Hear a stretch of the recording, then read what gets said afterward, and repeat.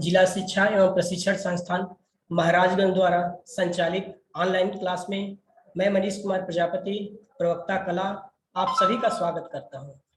आज की क्लास में हम संगीत विषय पे चर्चा करेंगे, जिसमें नृत्य। भारत में प्राचीन समय से ही बहुमुखी नृत्य रूप शास्त्रीय और क्षेत्रीय दोनों का ही विकास हुआ है। भारतीय नृत्य कला के सभी रूप जो कविता, मूर्तिकला, चित्रकला, संगीत और थिएटर सहित अन्य जगहों पर देखने को मिलता है। भारत के नृत्य विशिष्ट विशेषताओं की एक साथ समग्र कला है, जो दर्शन, धर्म, जीवन चक्र, मौसम और पर्यावरण की भारतीय विश्व दृष्टि को दर्शाती है। एक गतिशील कला के रूप में रचनात्मक कलाकारों की कल्पना के साथ नृत्य रूपों का विकास होना आज भी जारी है। गुफा में मिले चित्र, मोहनजोदड़ो की नृत्य करती हुई स्त्री की मूर्ति, वेद और अन्य महाकाव्य में मिले साक्ष्य स्पष्ट रूप से नृत्य प्रदर्शन की भारत की समृद्ध परंपरा को प्रमाणित करते हैं। भरत मुनि का नाट्य शास्त्र नृत्य कला का प्रथम प्रमाणिक ग्रंथ माना जाता है। इसको पंचवेद भी कहा जाता है। हिंदू धर्म में अपने जोड़ों के साथ शादियों में नृत्य कला, मूर्तिकला के कलाकारों को प्रेरित करते रहे हैं, जिनका प्रभाव हमारे मंदिरों पर स्पष्ट रूप से देखा जा सकता है। इसका सबसे अच्छा उदाहरण है नटराज के रूप में शिव पर शानदार ढंग से जटिल और प्रतीकात्मक चित्रण। कला क्या है? अंग प्रत्यंग एवं मनोभावों के साथ की गई नियंत्रित यति गति को नृत्य कहा जाता है। भारतीय शास्त्रीय नृत्य नाट्य शास्त्र में संहिताबद्ध सौंदर्य सिद्धांतों से संचालित होते हैं। नाट्य शास्त्र के सिद्धांत के अनुसार नृत्य दो तरह का होता है, तांडव तथा लास्य। तांडव नृत्य भगवान शंकर ने किया था। दूसरी ओर लास्य एक कोमल नृत्य है, जिसे भगवान कृष्ण गोपियों के साथ किया करते थे। यहाँ कुछ और भी विशिष्ट भेद है। नृत्य या शुद्ध नृत्य, यह अमूर्त भंगिमाओं और ताल पर किया जाता है। नृत्य या अभिव्यक्ति नृत्य, इसमें एक गीत के अर्थ व्यक्त करने के लिए अंग, चेहरे का भाव और हाथ के इशारे शामिल होते हैं। नाट्य या नाटक, इसमें अभिनय के चार तत्वों का एक विषय पर संवाद करने के लिए उपयोग किया जाता है। अग्नि के चार तत्व हैं अंगिका या शारीरिक गतिविधियां, याचिका या भाषण और बातचीत, वेशभूषा, मंच पर स्थिति, गुण और मानसिक स्थितियां। नाट्य शास्त्र सभी मानवीय भावनाओं को 9 रूपों में विभाजित करता है, जिसमें श्रृंगार, वीर, रुद्र, भय, विभत्स, हास्य, करुण, अद्भुत, शांत। ज्यादातर शास्त्रीय नृत्य धर्म से संबंधित होते थे, इसलिए नृत्य की सामग्री आमतौर पर देवी देवताओं से संबंधित होती थी। शास्त्रीय नृत्य में व्याप्त भक्ति की भावना को और नर्तकियों ने उन्हें हमेशा जगाए रखा। भरतनाट्यम सबसे पुरानी शास्त्रीय नृत्य शैली है, परंतु इसके साथ साथ अन्य शैलियां भी फलीभूत हुई। भरतनाट्यम यह सभी नृत्य में सबसे प्राचीन नृत्य है, जो मोहनजोदड़ो की नृत्य करती स्त्री की मूर्ति में भी दिखाई देती है। भरतनाट्यम राशि को प्रदर्शित करता है, जिसमें कोई नर्तकी 10 या 12 भाव को प्रदर्शित करती है। भरतनाट्यम दक्षिण भारत में विकसित हुआ, जहां पल्लव और चोल राजाओं ने अपने मूर्तिकला, चित्रकला और देवी देवताओं से अपने भक्तों के लिए भव्य हिंदू मंदिरों का निर्माण कराया। चोल राजाओं ने अपने मंदिरों में सैकड़ों देवदासियों को रखा। यह परंपरा 19वीं सदी के अंत तक पांड्य, नायक और मराठा शासकों द्वारा निरंतर चलती रही। देवदासी मंदिरों में अनुष्ठान और अन्य धार्मिक आयोजनों पर अपने नृत्य का प्रदर्शन करते थे। कथक का अर्थ है कथा, अर्थात ऐसा नृत्य जो किसी कहानी का वर्णन करता है। कथक सदियों से उत्तर भारत में पवित्र हिंदू मंदिरों में पला और परिष्कृत हुआ और इसे यहाँ की संस्कृति के विविध रंगों के साथ खुद को समृद्ध बनाया। कथक के संदर्भ में रामायण और महाभारत जैसे महाकाव्य में पाए जाते हैं। मध्ययुगीन भारत में भक्ति काल के विकास के साथ साथ कथक भी नृत्य नाटक जैसे आख्यान, पांडवानी, हरि कथा और कला, अच्छे काम आदि के रूप में मंदिर प्रांगण में प्रदर्शित किया जाता रहा है। कथक एकल नृत्य के रूप में विकसित हुआ और इसे मुगल सम्राटों ने कथक कलाकारों को संरक्षण दिया। लेकिन यहाँ के नृत्य की सामग्री में नाटकीय रूप में परिवर्तन आया। अब राधा और कृष्ण की कहानियों के चित्रण की जगह शुद्ध और अमूर्त नृत्य करने पर जोर दिया गया। मुगलों के संरक्षण में इस नृत्य पर फारसी सांस्कृतिक प्रभाव पड़ा। राजस्थान के हिंदू राजाओं ने भी पौराणिक हिंदू कथाओं के कथक नृत्य को संरक्षण दिया। कथक अत्यंत नियम एवं शुद्ध शास्त्रीय नृत्य शैली है, जिसमें पूरा ध्यान देह पर दिया जाता है। इसमें पैरों की और घूमने पर विशेष ध्यान दिया जाता है। ज्यादातर कथक नृत्य राधा कृष्ण की प्रेम कथा पर आधारित होते हैं। कथकली कथकली केरल के राज्य का एक नृत्य नाटक का रूप है। कथकली का विकास एक लंबी प्रक्रिया की परिणति है, जो कोडियट्टम और कलरीपयट्टू के आत्मसात होने से बना है। दिव्य प्राणी, देवताओं, राक्षसों और संतों के जीवन और कार्यों से संबंधित सबसे अलौकिक और पौराणिक कथाओं को कथकली की सामग्री के रूप में प्रदर्शित किया जाता है। कोडियट्टम 9वीं और 10वीं शताब्दी से ही चला आ रहा है। समकालीन कथकली स्वतंत्र रूप में 17वीं सदी में अत्यधिक रूपवादी और विस्तृत नृत्य नाटक के रूप में उभरा। कथकली में नर्तक कुछ भी बोलते नहीं हैं और इसका नाट्य गीत मणिप्रवालम में गाया जाता है, जो कि संस्कृत से समृद्ध एक प्रकार का मलयालम है। कथकली विस्तृत हाथ के इशारों और लोकप्रिय मुद्राओं के साथ प्रदर्शित किया जाता है।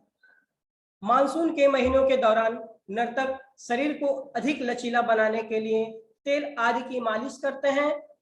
कथकली का प्रशिक्षण बहुत कठिन होता है। इसे 10 वर्षों तक मेहनत करने के बाद किसी कलाकार को कोई छोटी सी भूमिका दी जाती है।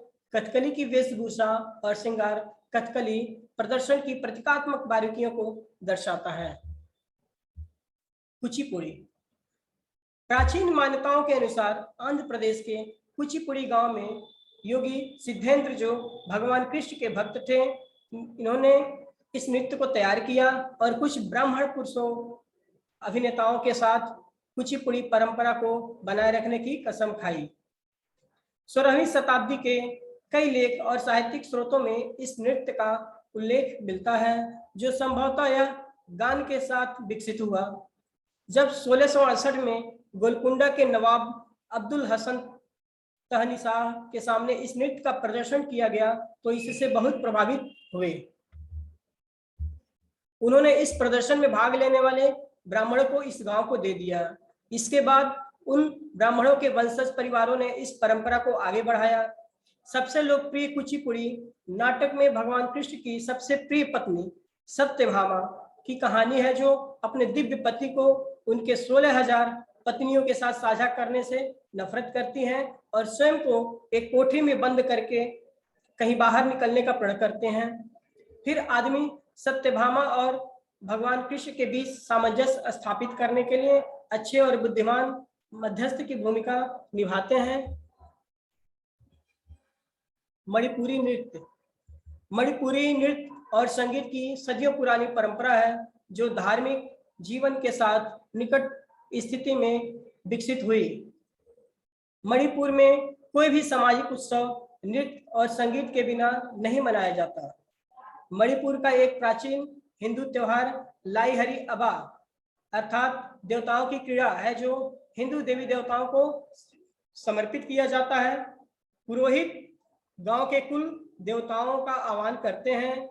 इनके पारंपरिक नृत्य में ब्रह्मा, दुनिया के निर्माण, मानव और मानवीय गतिविधियों का वर्णन किया जाता है। 15वीं सदी के बंगाली वैष्णव हिंदू धर्म का एक भक्त पंथ को मणिपुर में अभिव्यक्ति मिली। और यह राजा भाग्यचंद्र के शासनकाल के दौरान 1764 में राजधर्म बन गया। इसलिए वैष्णव धार्मिक विषयों, जय श्री कृष्ण के बचपन की शरारतों की कहानियां और राधा के साथ दिव्य प्रेम, मणिपुर के 2 नृत्य, संकीर्तन और रासलीला की विषय सामग्री में पाया जाता है। मणिपुरी नृत्य मंदिर प्रांगण में रात भर चलने वाला प्रदर्शन होता है। मोहिनीअट्टम। मोहिनीअट्टम का अर्थ है जादूगरनी का नृत्य, जो केवल महिला नृत्य के द्वारा किया जाने वाला केरल का एकल नृत्य रूप है। तमिलनाडु की देवदासी मंदिरों में नृत्य का प्रदर्शन करते थे, परंतु केरल में महिला नृत्य क्रिया केवल सुचिंद्रम और त्रिपुनेथेरा मंदिरों में जुड़ी थी। इस नृत्य का उल्लेख 934 ईस्वी के नेदुमपुरा तली शिलालेखों में मिलता है।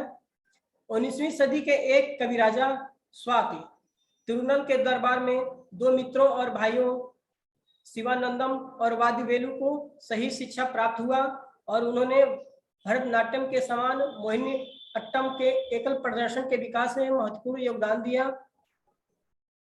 किरण के सुंदर परिदृश्य, नारियल लहराते पेड़, लैगून के पानी का विचरण करती नौका, मोहिनीअट्टम का कोमल नृत्य पैटर्न से परिलक्षित होते हैं। उड़ीसी नाट्यशास्त्र में उड़ीसी के विकास के प्रारंभिक चरण में इसे आंध्र प्रदेश कहा जाता था। ईसा पूर्व पहली सदी के उड़ीसा के उदयगिरी पहाड़ियों की रानी गुफा की मूर्तिकला से एक नर्तकी की इस नृत्य के प्रदर्शन का पता चलता है। उड़ीसी नृत्य हिंदू मंदिरों में और शाही दरबार दोनों में विकसित हुआ था। उड़ीसा के असंख्य मंदिर और 13वीं सदी के कोणार्क मंदिर में बने नाट्य मंडप से उड़ीसी नृत्य की एक महत्वपूर्ण परंपरा का पता चलता है। उड़ीसा में 11वीं सदी के मुक्तेश्वर मंदिर के शिलालेख इन सबूतों में उस समय उड़ीसा में नृत्य दासियों के समर्पण का उल्लेख है। 13वीं सदी के अनंत वासुदेव मंदिर में भी इनका उल्लेख मिलता है। उड़ीसी नृत्य का पुरी के जगन्नाथ मंदिर के आंतरिक गरबे में केवल देवताओं के लिए प्रदर्शित किया जाता था। कुडियट्टम केरल की परंपरा के अनुसार कुलशेखर वर्मा ने अपने ब्राह्मण मंत्री ललन के साथ इस नृत्य को प्रचलित किया। उन्होंने मंच पर केरल के मलयालम भाषा के उपयोग की शुरुआत, जहां केवल उत्तर भारत में संस्कृत का उपयोग किया जाता था। इसमें हिंदू जीवन के 4 शास्त्रीय चरणों का प्रयोग किया जाता है। कुडियट्टम सौंदर्य आनंद की असीम संभावना प्रदान करता है। इसमें एक नृत्य नाटक 8 से 9 दिनों तक चल सकता है, जिसका अभ्यास महीने तक किया जाता है। इसके नाटकों में शानदार मलयालम में बुद्धि हास्य अरविंद को विनोद के साथ दर्शकों के सामने प्रस्तुत किया जाता है। परिचय के अंत में नृत्य शुरू होता है और संस्कृत में 9 छात्रों द्वारा बोला जाता है। महिलाओं की भूमिका नेंगर महिलाओं द्वारा निभाई जाती है, जो नाम्बियार बड़े तांबे का ढोल बजाते हैं, जिसे हवा मिस हवा कहते हैं। लोक नृत्य। भारत विभिन्न संस्कृतियों और परंपराओं का देश है। भारतीय लोक एवं आदिवासी नृत्य वास्तव में सहज होते हैं और इन्हें मौसमों के आगमन, बच्चों के जन्म, शादी विवाह और त्योहारों के अवसर पर अपनी खुशी जाहिर करने के लिए किया जाता है। लोक कला का एक समूह स्थान विशेष के लोगों का आम प्रदर्शन होता है। इसके प्रवर्तक की पहचान समाप्त हो चुकी है, लेकिन वर्षों से इसकी एक शैली का संरक्षण किया जा रहा है। लोक कला नृत्य में नर्तक लड़कियां खुद गाना गाते हैं। इनके साथ वाद्य यंत्रों से लैस कलाकार साथ देते हैं। भारत विविधताओं से भरा देश। भारत की संस्कृति जितनी रोचक है, उतनी दुनिया की किसी भी देश की नहीं है।